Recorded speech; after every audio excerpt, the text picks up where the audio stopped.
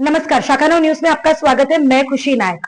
मुंबई के गोरेगांव पश्चिम स्थित मोतीलाल नगर 1 नंबर में दिल दहला देने वाली घटना सामने आई है, जहां 63 वर्षीय महिला रागिनी सावड़ेकर की हत्या कर दी गई। उनका शव 7 मई 2025 को उनके घर के लोहे के पलंग के अंदर छिपा हुआ पाया गया। इस मामले में उनके पति प्रताप प्रेमचंद बसकोटी मुख्य आरोपी है, जो घटना के बाद से फरार है। पोस्टमार्टम रिपोर्ट में यह स्पष्ट हुआ है कि रागिनी का गला घोटकर हत्या की गई थी। साथ ही फरार होने से पहले आरोपी पति की एक सीसीटीवी फुटेज सामने आई है, जिसमें उसने एटीएम से 45,000 कैश निकालते हुए दिखाई दिया है। 5 मई को प्रताप ने पड़ोसी को बताया कि वह और रागिनी मुंबई जा रहे हैं और घर की चाबी उन्हें सौंप दी। इसके बाद दोनों लापता थे। 7 मई को घर में दुर्गंध आने पर पड़ोसियों ने पुलिस को सूचना दी। पुलिस ने दरवाजा तोड़कर अंदर प्रवेश किया और रागिनी को ढूंढा। रागिनी कहीं दिखी नहीं। उसके बाद जब उन्होंने बेड खोला तो रागिनी अंदर मिली।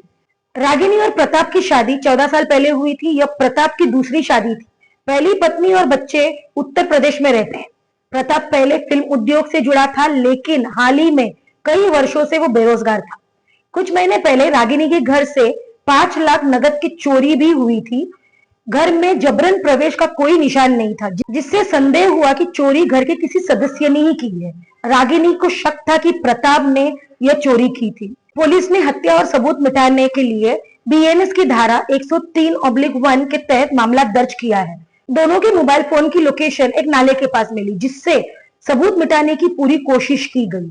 अब पुलिस जो है जांच में जुटी है। आइए देखते हैं एसीपी हेमंत सावंत का इस पूरे मामले में क्या कहना है। गोरेगांव पुलिस स्टेशन जुरिडिक्शन में मोतीलाल नगर इलाका है, उसमें एक चौल में हमें एक 2 दिन पहले एक डेट 7 तारीख को एक इंफॉर्मेशन मिली कि वहां पर किसी महिला का मर्डर हुआ है।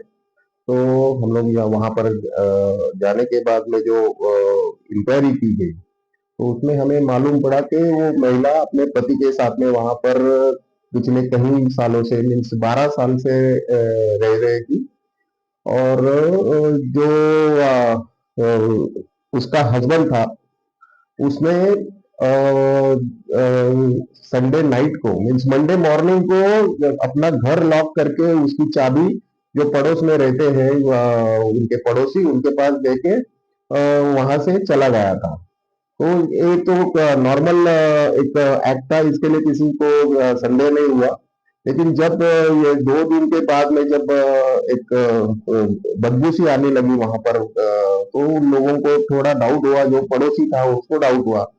तो उसने पुलिस को इन्फॉर्म किया और फिर हम लोगों ने जो हमारे ऑफिसर गए वहां से, हम लोगों ने कंफर्मेशन किया, फिर दरवाजा खुला तो अंदर वैसे इमीडिएट कुछ दिखाई नहीं पड़ा, लेकिन बदबू तो बहुत आ रही थी। तो हमारे ऑफिसर लोगों ने घर में तलाशा, तो उसके घर के अंदर जो सोफा कम बेड था, तो सोफा कम बेड के बॉक्स में वो लेडी का डेड बॉडी मिली, वो जो पूरी बेडशीट में कवर अप थी और उसका मीन्स चेहरे के ऊपर तकिया रखा दबा के रखा था।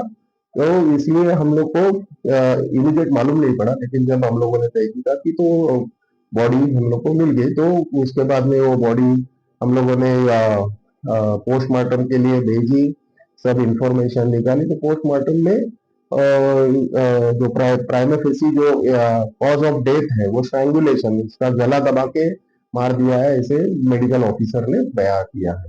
तो आगे की इन्वेस्टिगेशन चालू है, क्योंकि जो लास्ट सीन का जो रूम की चाबी उसके हस्बैंड ने दी थी, तो हम लोग का पहला संदिग्ध जो है वो उसका हस्बैंड ही है, उसने मार के वो वहां से फरार हो गया है।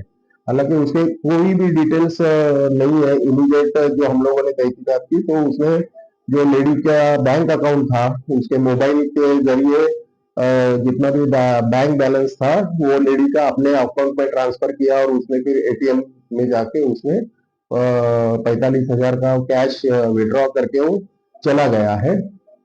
तो हम लोग अभी उसकी पूछताछ चालू है।